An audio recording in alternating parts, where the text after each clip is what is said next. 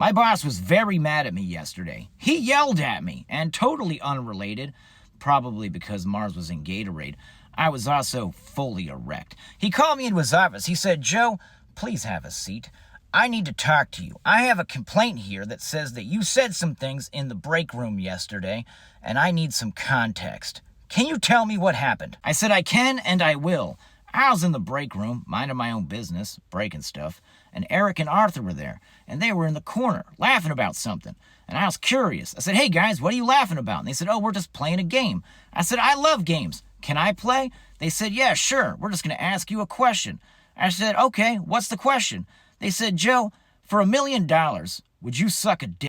My boss said, "Joe, hold on. I think I should just stop you right here because this complaint is starting to make a little bit more sense now." I said, "I know. It's called foreshadowing." Anyway, I looked at Arthur and Eric and I answered the question. I said, "I wouldn't suck a dick for $1 million. I wouldn't suck any dick because I'm married and I love my wife and that would be cheating." My boss said, "Okay. And then what happened?" They didn't like that answer very much. And then Eric said, "Joe, what if your wife had a dick?" And I said, "Whoa! Hold on. What are you talking about now? Are you saying that she's always had a dick in this situation or that she just magically had a dick one day?" My boss was like, "Well, which one was it?" I said, "We decided on the magic aspect of things, that my wife wakes up and she just all of a sudden has one. Would I do that for her for $1 million? And then the question came up, is she the one paying me the $1 million? And where the fuck did she get $1 million?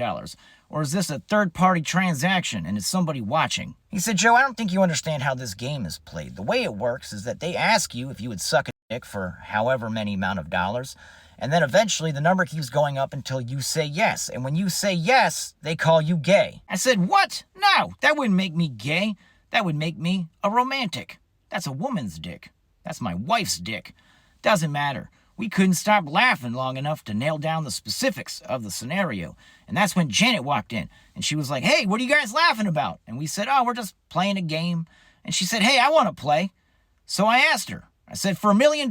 My boss said, "Joe, shut the fuck up. I already know what you said. Because Janet wrote it in her complaint. And I'm going to be completely honest. Even with context, this does not help your case very much. I'm going to have to write you up." And then for 37 minutes, he chewed me out. It was intense. Took me right to the edge. I was so close.